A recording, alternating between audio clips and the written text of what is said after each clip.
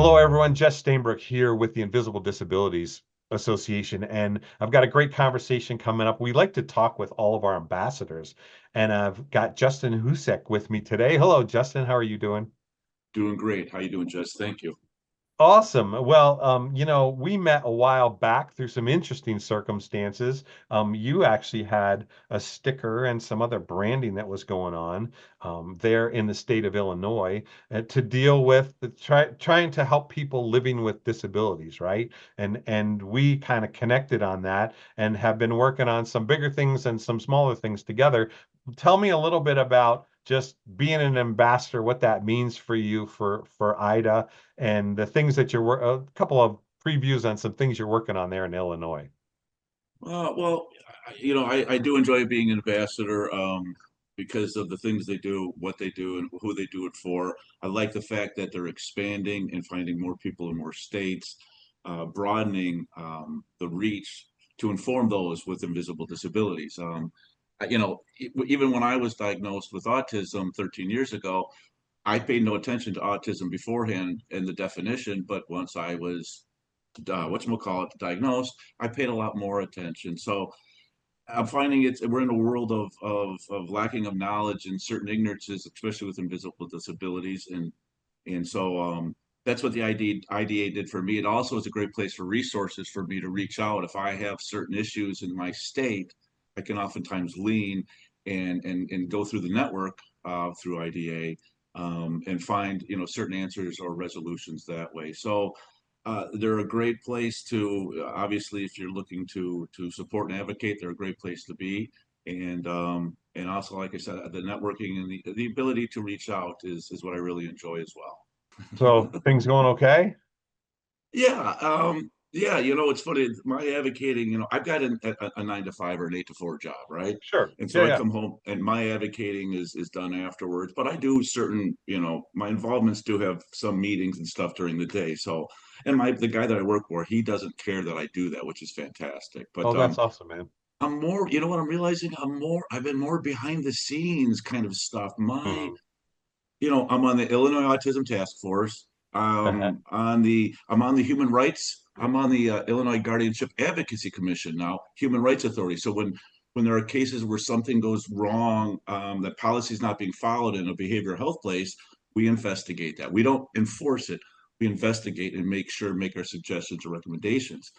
The so there's that. Then there's that whole CESSA 988, where Illinois is trying to make it so that when you call with a behavioral issue, you're not getting the police to come. So I'm on Right. that statewide committee. And now I was invited to and I attended a meeting for the Chicago Police Department's Training Curriculum Advisory Committee. And I got to Mm. sit in with the CPD. And it's weird. You know what the weird thing is I looked at their plan that they have, and I noticed that I go, you guys have these courses or these topics. I go, but you don't have invisible disabilities underneath, like, and I listed 4 or 5 other ones. I go, why aren't you training for this kind of stuff? Even if it's civil unrest, you still need to whole how to handle. Right. The nice thing was there was two assisted AGs and one regular AG on there. And as soon as I said that stuff, they were taking notes and making adjustments already. So, what I found is that I can come in and I can realize what's missing, what the problems are, or say, why the hell isn't this working out right, and try to figure out. That's what I found that I am the greatest at. If I don't lead, then at least listen to what I have to say, because what I have to say usually has something to do with what you want to do. So I'd love to be out there advocating. But here's the funny thing. The whole thing that got you and I involved was that patent, right? We got that trademark issue. Right. Well, Right. well, Well, you were working on an ID and a sticker correct. and all kinds of Yes, cool stuff as well, correct. and we just decided, hey, let's do this together, right? Well, yeah, and it was, listen, but you didn't want any conflicts, and I had no real issues with that. Listen, I'm not going to step in. If you had nothing to do with invisible disabilities or something, I'd say, hey, wait a minute. But you guys were much larger. I'm like, what am I going to do? I'm not going to fight this. There's no reason to fight it. So I adjusted myself. But my point was that I actually was There was a lady when I sold a few of my ID visibles to Middleton, Wisconsin. They're right outside Madison. And the lady on Channel 15 News wanted to do a little story on my ID visible. She pulled in the police officer that bought it from me, and so I was on Madison TV. So I've kind of made the big time. Um, and I Sure. know in your world, I am so far down in single A ball when it comes to entertainment. So No, and you know what? But Justin, that's what it's all about, man. I mean, yeah, every one of us is contributing to the process, and the voice matters, right? So, I mean, yeah. I'm thankful that you're part of it, and you've got a good feel out there for what's going on. Yeah, well, that's one thing I mentioned. I was talking, we were in a meeting yesterday because here's the funny thing. Oh, get this. This is funny. And took them directly to your site.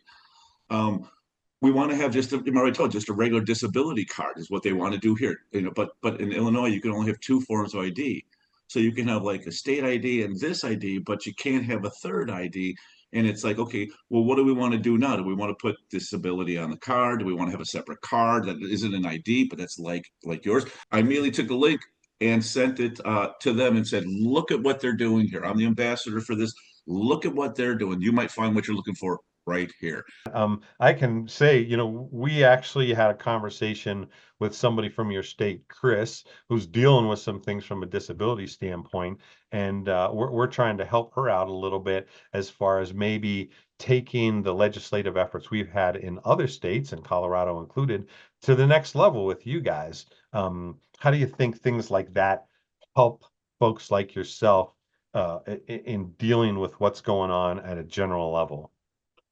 I think in a nutshell, and it's been, I think you've mentioned it a couple of times in our discussion prior, is basic pure just equality. It's not equity. It's not being given the exact same things. It's being allowed to have and experience the exact same thing as anybody else, whether they're disabled or not. So, um, that to me is the main point, the main issue here. So yeah, equality, obviously it gives everybody everything that they should have in order to experience the same thing else as someone else would have if they didn't have an invisible Mm. disability. You can have, like, you've seen the memes or whatever, the people standing outside the fence and somebody can't see and they can see, and you can give the same size box, the little person still can't see. So accommodations need to be provided for equality. And I think um, a better acceptance by society also will bring about greater happiness in the community, greater production in the community.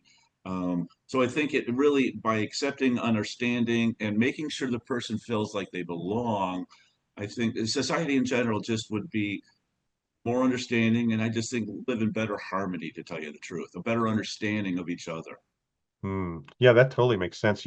We do regular talks at corporate level for HR departments and different universities and things like that that deals with this of, how do you engage with people that have disabilities and, create like ERG, employee resource groups and affinity groups that can help the process of understanding how accommodations can help people. I think ironically, COVID, while it was really tough, what it did show is that a lot of people can do a lot of work from home and get it done well. So that can be part of the accommodations sometimes if somebody's struggling with something where they, can't jump out of bed and get right to work kind of a thing. So, well, what other thoughts do you have as we're wrapping things up here, Justin, for what's going on there in Illinois or any of the things that you're working on? Um, but otherwise, it is working with that one individual you spoke for and pursuing some new forms of legislation. But otherwise, I will continue doing my work somewhat behind the scenes, working for the Illinois Autism Task Force, the CESSA Statewide Advisory Committee, along with a human rights organization. Mostly behind the scenes is how I do my advocating. As much as I like to be out on camera, that's for people like you, Jess. Um, so I'm just going to keep moving forward. I will never give up on this. I will keep going and fight for disabilities until I pass, to tell you the truth. So that's Well, we my appreciate, plans. yeah, we appreciate all that you're doing and thankful that you're there doing what you do behind the scenes, in front of the camera, whatever it takes, right? Right. Cool. Exactly. All right. Well, thanks for joining us today in the Invisible Disabilities Association. And here's some more information on how to get in touch with us on the different things that we're doing.